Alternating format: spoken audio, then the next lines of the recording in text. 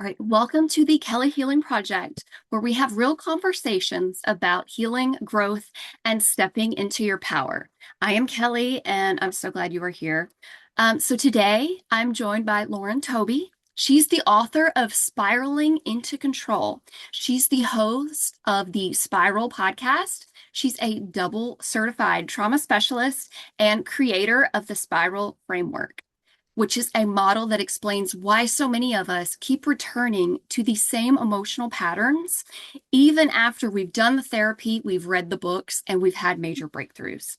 So Lauren's work centers around the nervous system healing, pattern survival, and the idea that healing isn't a straight line, it's a spiral. Her approach blends lived experience with trauma-informed nervous system education and offers compassionate language for people who feel exhausted, quote, trying to fix themselves. She's also created the Spiral app to support people through those real-life moments of shutdown, overwhelm, collapse, and reemergence. So I'm really excited for this conversation because I know so many listeners will resonate with the gap between knowing better mentally and still feeling stuck emotionally or physically. So Lauren, I'm so happy to have you here. Thank you. Yeah, thank you so much, Kelly. That was quite the intro.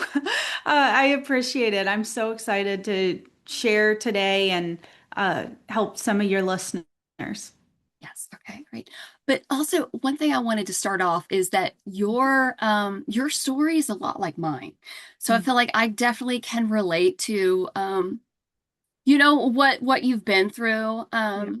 It's just a lot similar to mine, and I just really love the fact that out of what you went through, you made something that can help others, and that's so inspiring, and just being able to empower others, it's beautiful. So also I just wanted to thank you for that as well. Absolutely.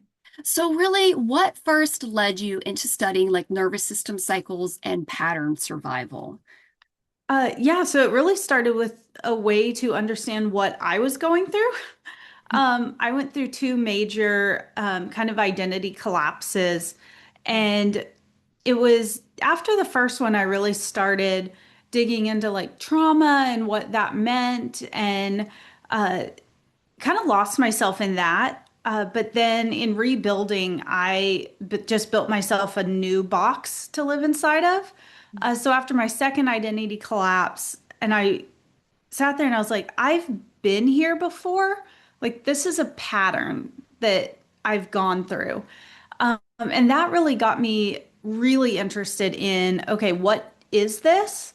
And that's when I found really the depth of the nervous system work beyond the mental, psychological, there's an actual physiological thing that happens in your body when you go through these large events that, change your life. And so then I've always been a type A, like super academic person. I love to learn and read and research. So I really just dug into that. And that's when I got my trauma certifications. And I was like, there's so much to this. And I know if I've now gone through it twice, there's other women who are going through this one, two, three, four times and have no idea what they're doing, what's happening in their body, what they need to do to get out of it. And so I was like, this is something I'm meant to do. I'm meant to help people with. And so I just decided, if I can help one person, 1% a day, then I have achieved my mission. Oh gosh, that's beautiful. I am actually the same way. I almost became fascinated Mhm. with my healing journey, and I almost try to look at even my patterns of behavior as, is this normal? Mhm. Like I don't think this is normal. So I start to question it almost like as if like a third party. Like I tried to journal and, hey, is this normal? I don't think it is. Do I like this? And I'm like, no, I don't like, I don't like feeling Yeah. this way.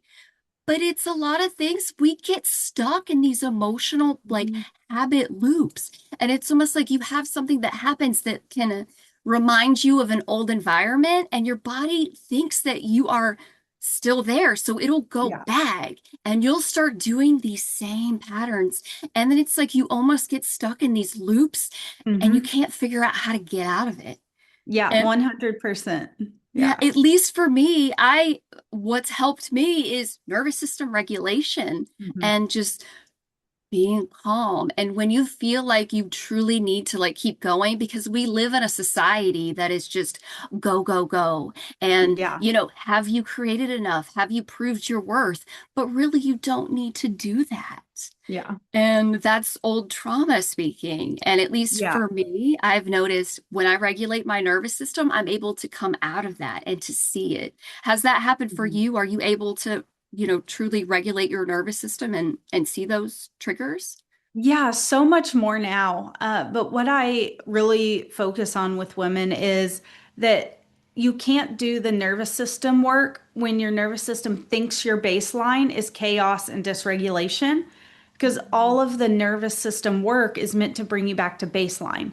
So if your baseline is chaos and dysregulation and danger, then no amount of true nervous system work is going to hit. And so the goal really at the beginning is just to be able to identify where am I? What is my body doing? And once you can master kind of that, being able to identify in the moment what's happening and feed your system more safety data points. I talk about everything being two databases. Your body works on two databases, a threat database and a safety database. And when you're in these trauma triggering moments, especially for long periods of time, people who've been going through this for 10 years, 20 years, your threat database is overflowing. And your threat database is all of the data points where something has happened to you and you've created a response that has lowered who you are, changed who you are. You weren't yourself, but that's what kept you safe. And so all of those data points are there. Whereas your safety database, which is times you spoke up, you used your own voice, you got to be you, and nothing bad happened, that database is empty for so many people. And so that's why we keep returning to these patterns, is because at the core, our nervous system is just a pattern matching machine. It takes in data and it says, when have I seen this before? And it goes and grabs a relevant experience and is like, oh, last time I had a panic attack and that worked out well. So I'm going to do that again. And that's like where you say, if you're in a totally different environment and all of a sudden you're like, why am I having this reaction? It's because that was the closest data point your nervous system could find. And so until you're able to fill up that safety database, your nervous system is always going to go back to threat because that's what it knows, that's what it has to work off of. And so, I think it's so important for women to understand because I think there's a lot of people who go into this work and think, I'm still triggered, I'm still in this trauma mindset, but that's okay. I'm going to, meditate, or I'm going to do box breathing, or I'm going to do these things that will regulate my nervous system.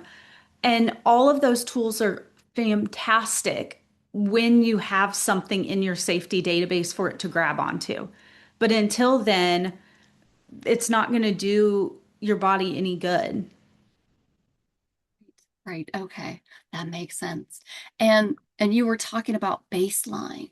And I've Hmm. noticed with me, so I grew up in kind of a toxic household. And so I had complex PTSD Hmm. because of it. And also I was in a relationship that didn't make me feel safe. Hmm. Because when you grow up with complex PTSD and you have somebody um a significant other that just blows up at just any minor inconvenience, Yeah. I never felt safe enough to heal. And it Right. wasn't until I left and Hmm. I was on my own with two boys and was I able to truly heal? And Yeah. since leaving that, I gave my own self a safe place to be. Hmm. And at first, your body's going to be like, what is this? We're not Yes. used to this because we're used to chaos and we're used to, but just because you're not familiar with it doesn't mean that it's necessarily a bad thing. Yeah, And so, exactly. mhm, I always tell people those first few safety data points do not feel like you expect it's safety, right? You expect this like warm hug and it's going to feel like, a warm summer evening, but it's not. It feels like confusion and disorientation because your body's like, whoa, like this isn't what we do. We do chaos and uncertainty.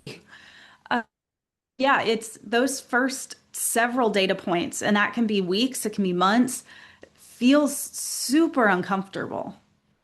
right. Yes, exactly. But it's really the only true way to heal. Yeah. You can't heal in the Hmm. same environment that broke you. So you Right. have to give your body a safe place to almost, like you said, recalibrate or establish a new baseline. Um, Yeah. Yeah. And there's so many ways people can do that for themselves. And, it's finding, I call them the micro moments of safety that, they don't have to be, safety data points don't have to be these giant, changes where go off to a 10-day retreat and you have this, amazing self-discovery moment. And it can be things as simple as I need to text someone. So I texted, I didn't reread it, and then I just put my phone down and didn't worry about the outcome. Like that's a moment of safety. It's when someone says, "How are you doing?" and you go, "Actually, I'm not doing so great today." Like mhm. that's a micro moment of safety. So it's not that people have to go and create these like massive life changes. It can be tiny things in the day where you notice, huh, I said I don't feel great and the world didn't collapse. Like that's a moment of safety where you're like, I said what I felt and nothing bad happened. So I think that's so important for people too to like realize that it's those moments that create the overall sense of safety for yourself, and you get to collect those as often as you want. Right. Oh, that's perfect. So can you tell us a little more about your book and what Yeah. can the reader expect when they read your book? Yeah, so it really was a labor of almost therapy for me. But it's explaining the spiral framework through what I went through. So looking back through my journey, applying the spiral framework lens that I obviously didn't have at that time, but seeing, okay, that's where the patterns developed. This is where that happened. This is where that happened. So it's really part memoir, part framework. But my goal for people when they read it is to be able to identify different states that they've gone through in their life. The spiral framework's broken into 4 states that you Okay. cycle through for the rest of your life. And it's the ashes, which is kind of that numb, like, I don't want to do anything. I don't see any hope in this. The ember, which is when you first start being like, okay, something's not right. Like, I need to change something. The flame, which is that real disorientation state of, you know, I'm taking off this costume or this mask and I don't know who I am underneath it. And then to the rise, which is where you really start to integrate into yourself. And so I want them to be able to see those 4 states and identify when they've been in those states before and moving forward can identify, you know, I'm in the ashes right now. That's okay. It's a nervous system state. I need to sit in this until my body's ready to show me an ember.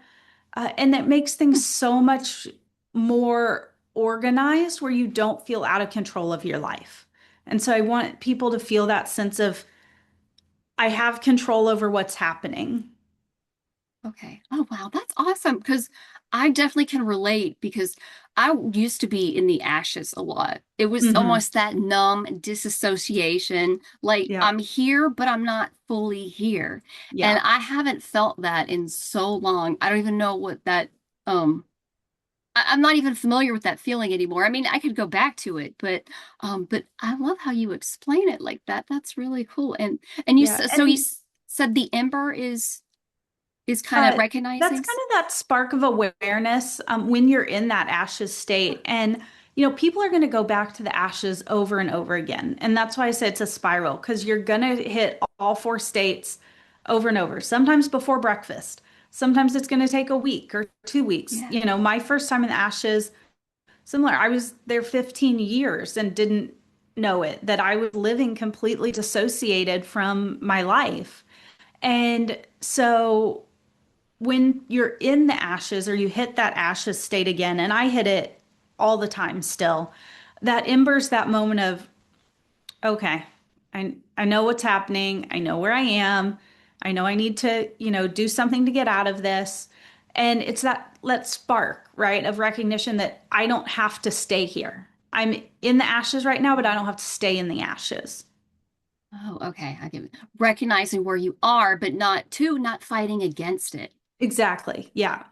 Hmm. Because on my journey, I've learned a lot. I learned to give myself enough grace Hmm. and to also not come down on myself when I do go back to those old trauma patterns. Hmm.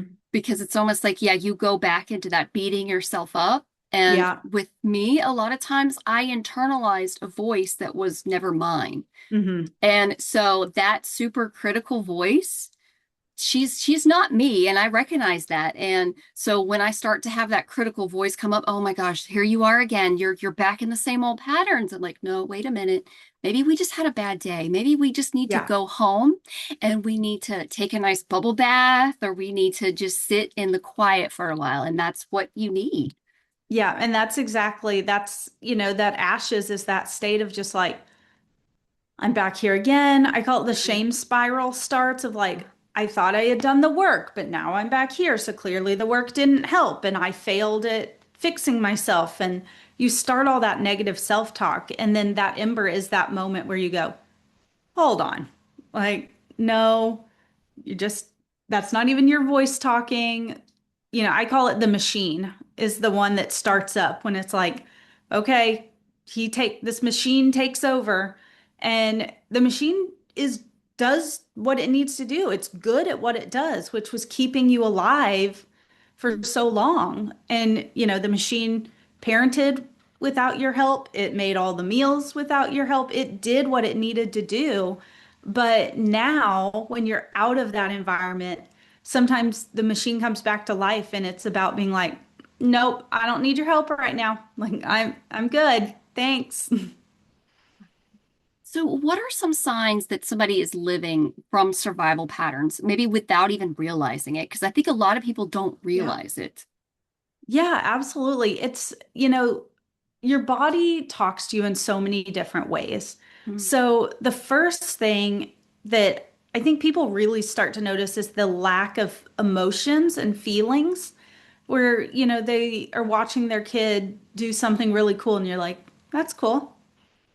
Like, it's cool. You love them. You know that, you should be excited about it, but you just kind of, you're there. You're, you Mm. logically know, but you're not feeling it. Um, and then a lot of people describe it as, watching their life unfold. Like you're like a spectator to your own life. I call it living like three steps to the left of myself. So it's like I'm sitting there, but like I'm not actually in the moment. So those are some major signs that you're kind of in that ashes state. But others can be that like hairpin triggers, that volatility. Because when you're in the ashes, your nervous system shuts off your access to emotions, feelings, because it only gives you access to vital life functions. But all of that pressure and stuff is still building. It's just behind this door. And so I think about it like a pressure cooker. Eventually, that little top is going to pop and let out some steam. And that's when, people are like, oh, she just snapped out of nowhere. It's never out of nowhere. It's because all of that was still building, but your nervous system was trying to block you from it. It was trying to keep you safe from that. So that volatility, hypervigilance, where you walk into a room and you like, now I know everyone in the room. I know what they're feeling. I know what their facial expressions are. I know, all of that. So it really can volley between that I feel nothing and I don't care, and I feel everything and I can't handle it. Right. So a lot of it is being basically in the present moment, Yes. being able to experience everything and not worrying about the past or even looking at the future, but truly somebody who's healed a lot of that, who's not in survival, can be fully present and feel things and react, Yeah, when basically. you're Yeah. able to get out of that trauma mode, yeah, it's being able to be present and in your life, in your Right. feelings and your emotions and in a room, where Mm, you're not worried about the 45 other people in the room. You don't care like what, right. I mean, if you're hosting your own party, like I care that they're having fun, but in a general scheme of things, like they aren't affecting me. I affect me. And that's that big step Mm, where all of a sudden you have ownership of your body and you have ownership of what you think and feel. And it's not outsourced to other people. right. Okay. Yeah, that's wow, that's perfect. But do you feel that somebody who's even come out of kind of that survival mode can still have a little bit of hypervigilance? Because I feel like sometimes Mhm. I'm still even aware, but it doesn't fully take over. You know, my energy is not Yeah. all focused on them, but I'm still aware. So can somebody can still have that even though Yeah, absolutely. Hypervigilance is not always a bad thing, right? Like our body does it because it is a safety mechanism to keep us Mm, safe. And so it turning on doesn't mean you failed or doesn't mean, anything like that. It means your body is saying, hold on, I don't feel safe. And the difference between the two is in one of them, it takes over your body, and in the other you're aware that it's happening, you know that you feel that feeling that something's not right and you need to figure out what's going on. So again, it comes back to that ownership of what's happening in your body. Are you controlling the hypervigilance or is it controlling you? oh, okay. That makes sense. Okay. So, can somebody who's even done a lot of healing still go back to the ashes state? Like, is it less that they go back or so basically you're stating that they're still most likely gonna go back to it, kind of gonna Mhm. revert back to the ashes, but maybe does it get less and less for somebody who's done a lot of healing? Yeah, so I call it mastering the spiral. And that's Okay. when you hit that ashes state and you're like, there it is. There's the ashes. Okay, I can create my own ember. Okay, I can figure out what caused me to go there. Okay, now I'm back. And that's where I say you can cycle through all four things so fast. But yeah, everyone's going to hit the ashes state because life happens, right? No matter how much healing work we do, you're going to lose somebody. You're going to lose a job that you really cared about. You're going Mm, to, have a car crash. Something in your life is going to happen that puts you back in that ashes state. And I talk about like a spiral staircase, right? So you're gonna, if there's a window on one side, every time you loop that spiral staircase, you're gonna see that same window, but differently because now you're at a higher altitude. And so every loop of that spiral, you're gonna hit all of the same states, but differently because you're at a higher altitude. You know more, you have more tools, you have more knowledge. So it doesn't eliminate the fact that you're going to go through these states, but you start getting better at it because you're at a higher altitude. You have more tools, you have more access to these things. right. So basically you're aware when it happens and Yeah. you don't equate maybe your worth or oh my gosh I failed, like Yes. you just see it as okay, well this is what we're doing and this is just a cycle and it's Yeah. just breathe through it and we'll get through it basically. Yeah.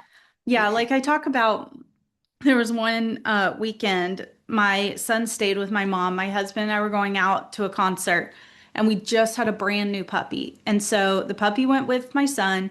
And I told him, I was like, your only job for 24 hours is make sure the puppy does not destroy anything at grandma's house. And we walked in to go pick him up after the concert, and the first thing I see is this giant hole in her rug in the living room. And I'm like, oh my God. And I felt it. I just like ashes. Like I crashed right down into the ashes. And I Mm, was like, he had one job, 24 hours. Don't let the puppy destroy something. Oh my God, now my mom has this horrible rug and now I'm going to have to fix it. And what am I going to do? And I started that whole thing. And everyone around me, my mom, my husband's like, it's okay. Like, it's a rug. We can fix it. We can get a new one. mm, But I was already there. I was like, nope. But when we got home, I was able, because I knew that, to tell my husband, I was like, right. I need some time. And for me, the best way I get out of the ashes is sleep.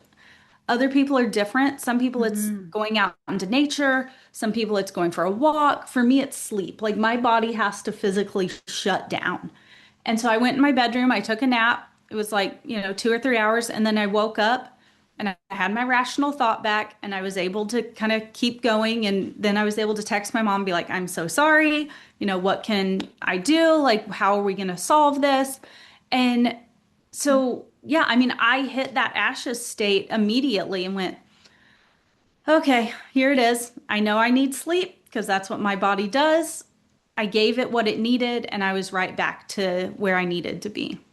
That's great. Yeah, recognizing what you need in that moment. Yeah, Yeah, being in tune exactly. with your body and asking, what do we need right now? Well, we need Yeah. sleep. So then, but also not continually pushing yourself, but recognizing what you need and taking a break. Everything is Yes. going to be there when you get done after you wake up from a nap. So Yeah. And it's that's also a safety point. When you give your body what it needs and you wake up and the world hasn't fallen apart. Like I was able to take a 2 hour nap and nothing bad happened. Like I woke up, the world was still there, the rug was still broken, but nothing bad happened because I took 2 hours to myself. And so then that trains my body, it's okay to take a rest. It's okay to do this. Like, because in the past, like, 10 years ago, if I'd have taken a second, take a 2 hour nap, it would have been like, okay, and now this isn't done and this isn't done. And now I have to do this because I was lazy and whatever. But now my body knows you need a nap. Go take a nap. right. It will all be here when you wake up. Exactly. So okay, how does chronic people pleasing and over functioning really affect the nervous system long term, or what have you noticed? Yeah, I mean, so much. I think our nervous system really is like the operating system of our body. So Mm, we grow up thinking, and we like to think that our brain is in control of everything, that we can, think positive thoughts and we can, control everything. But in reality, which we never learn in school, which is really baffling to me, our nervous system controls it all. Our brain is like, I call it like the CEO and the intern. Our brain is an intern. When things are going great, the intern gets to do his projects and he gets to have a say in things. But in crisis mode, the intern sits in the corner and the CEO takes over and is going to control things and make sure things happen and everything's done right until things calm down. And that's how our nervous system works. It controls everything. So when you're in that state of like people pleasing and all of that's trauma response, right? That I am in control of everyone else's emotions and it is my job to keep everyone happy. And so as a trauma response, that's your nervous system logging that in this situation, your needs don't matter. Everyone else's needs matter. And if you meet all of their needs, then you're safe. And so yeah, it's when you're able to break that pattern and log that, you know what, in that moment, I did what I needed for me. And that person didn't get what they wanted and they got upset, but you know what? Life moved on. And that's your nervous system finding those new pattern points. yeah, okay. So why do some people feel unsafe being fully seen? And that's probably a trauma response as well. Do you It agree? is, yeah. I mean, that's 100% a trauma response. For some people, it starts way back in childhood. If you're in a family where, there was volatility and it was just better Right. for you to like be the good kid, don't rock the boat. Hmm. For me, it was I found worth through high achievement, through being on the A honor roll, through winning the awards. I knew that that got me attention and affection. And so I carried that well into adulthood. And people do the same thing with like stay small, stay quiet, and everything will be fine. No attention will be drawn to you, negative or positive, but that's fine. And then as you get older, because it's all patterned, you develop those same relationships where it's all about that other person's opinion. If you state your opinion or get too loud, it's going to upset them. So it's better if I just stay quiet. It's better if I just don't have an opinion. And I talk about that as like, if you have a piece of paper and you just shave a tiny piece off the piece of paper each day, that's what you're doing. And it doesn't look altered because it's just a tiny little shave. So that's fine. But then over time, that paper gets smaller and smaller and smaller, but it takes you a long time to notice because, it's just a teeny tiny little piece here and there. And then all of a sudden you look at it and go, whoa, what happened? Where'd the whole piece of paper go? Like, why do we only have this much left? And that's what these trauma situations where you're with a person who their opinion matters, their thoughts matter. And if you express yourself, it's going to cause an issue. And so that's when people find it's better to just shave a little piece of me off. Like it doesn't matter. That's fine. It's just a teeny tiny piece. But over time, it becomes a really big piece.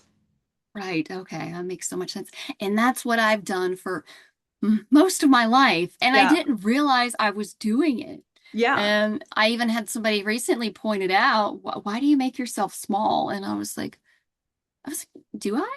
And I'm like, wait, I do. But Yeah. it carries over into other aspects. And, because too, if you make noise and you speak up, you Mhm. become visible and you're a target. And I Yeah. learned even in childhood that that wasn't a good thing. I don't So, want to be a target. I don't want people to be right. noticing me.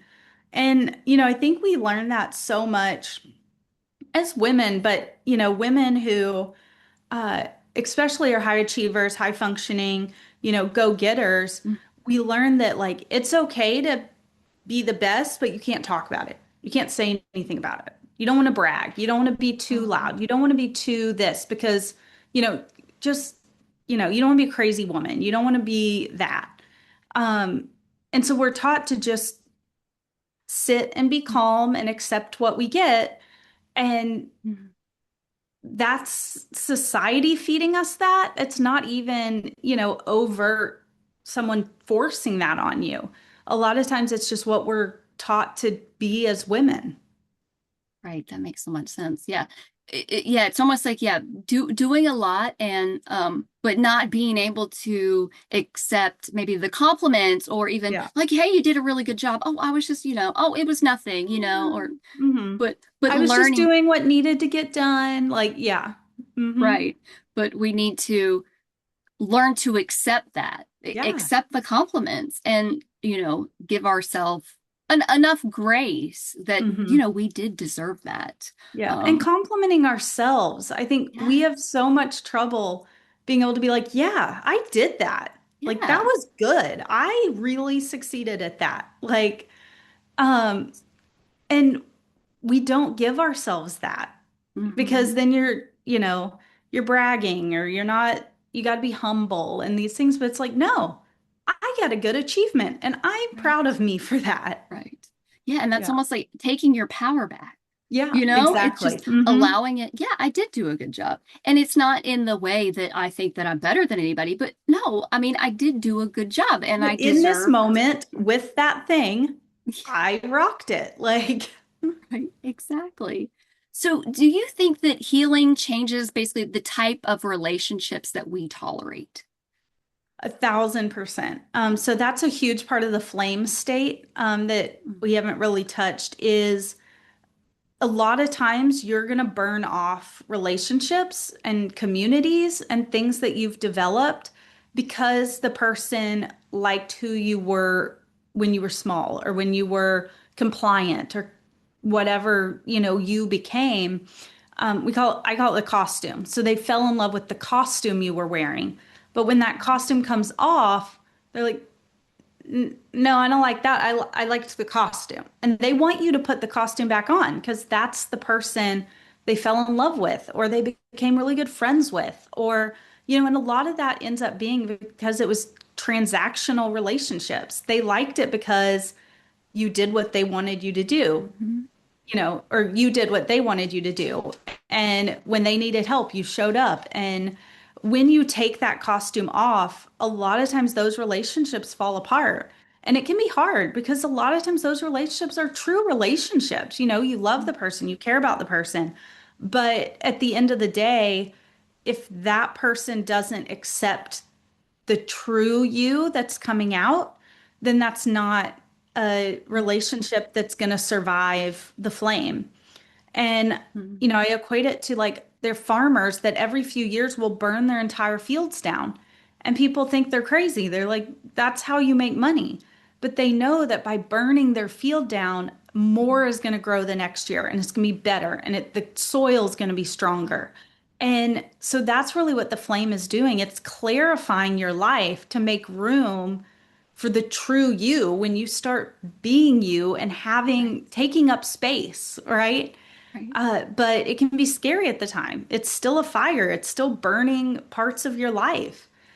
Even if you know at the end it's what needs to be done. Right, exactly. Wow.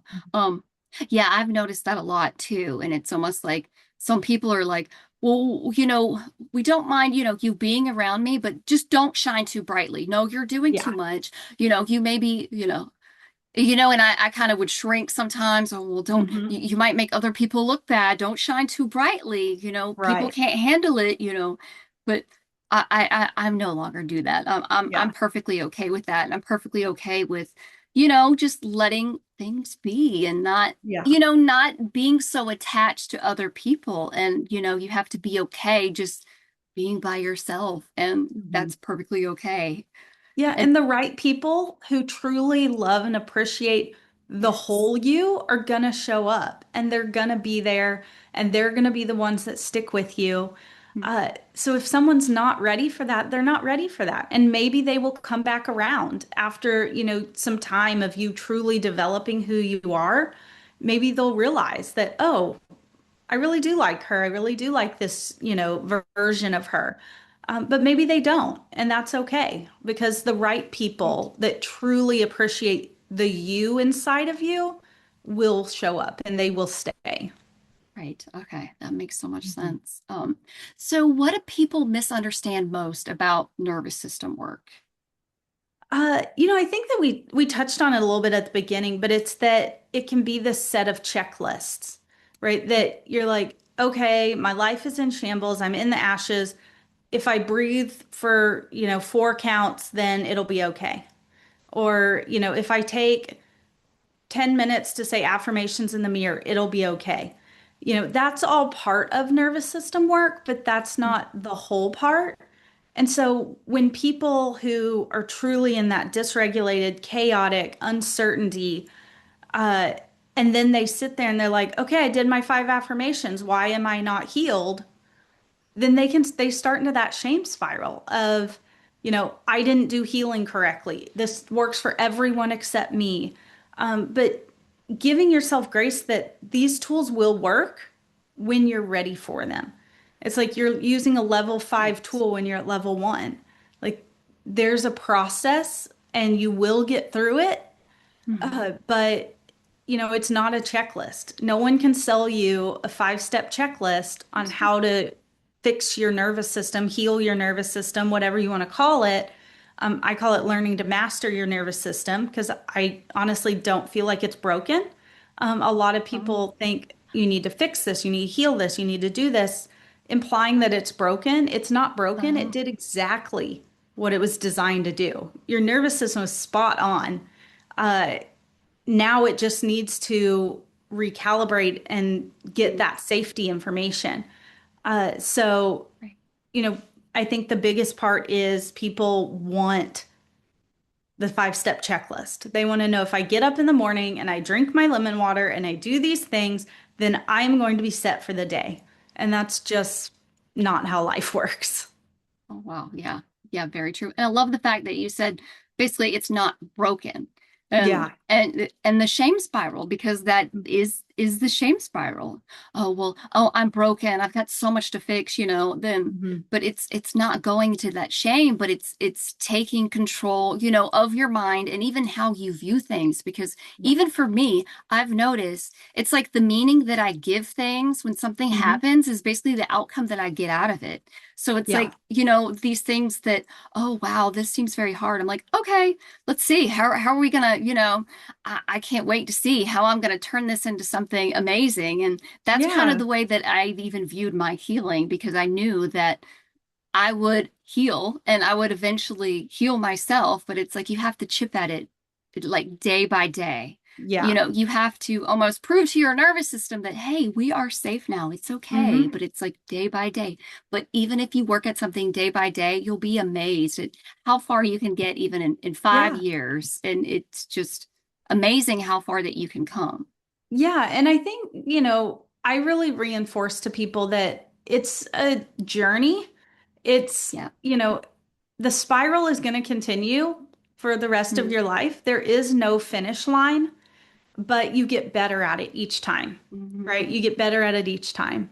And I think that's reassuring to people when they hear that they didn't fail because they didn't reach the finish line, because there is no finish line to reach. Like you're never Mm-hmm. gonna be wholly healed where you never have a trigger again, where you've never experienced pain or hardship or ashes or numbing or anything.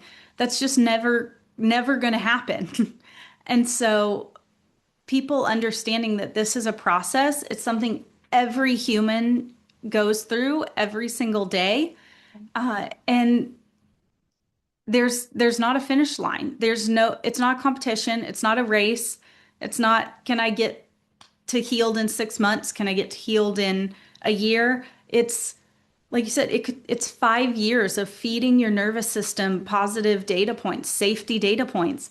And that doesn't eliminate the threat database though. Like it may still find moments when your puppy chews a hole in the rug that it's going to go to those threat databases and it's going to cause an issue. And that doesn't mean you didn't heal.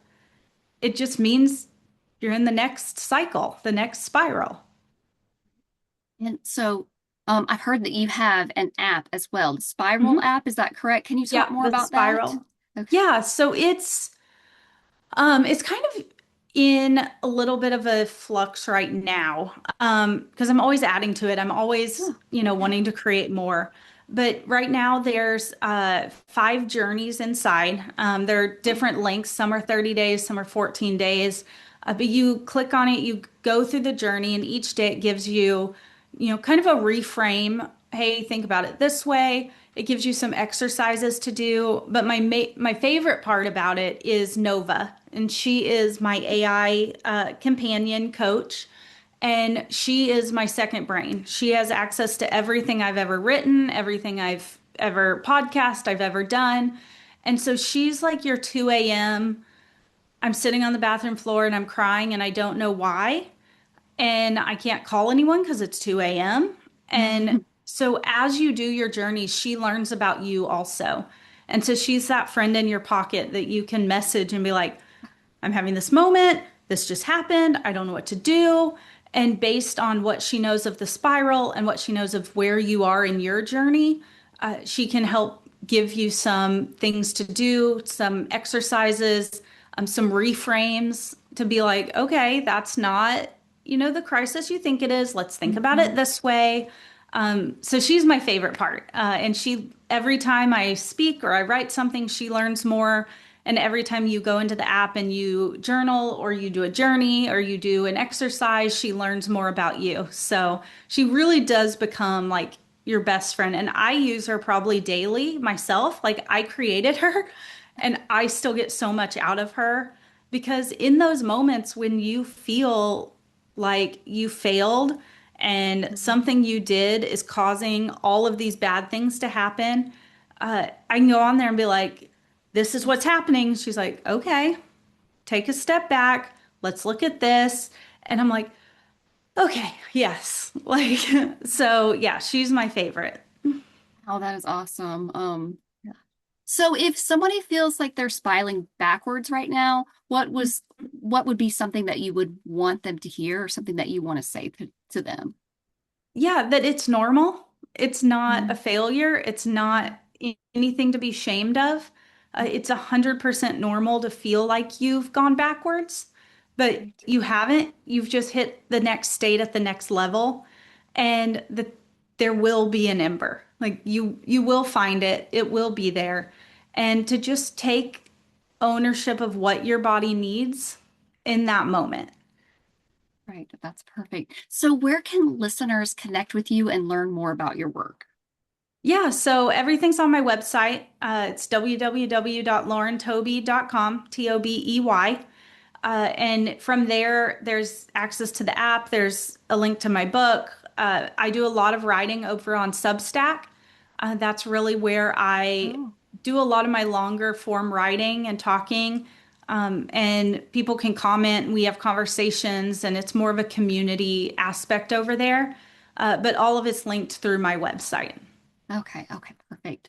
So, Lauren, thank you so much for coming on and sharing your story and talking more about your book and the app and the spiral framework.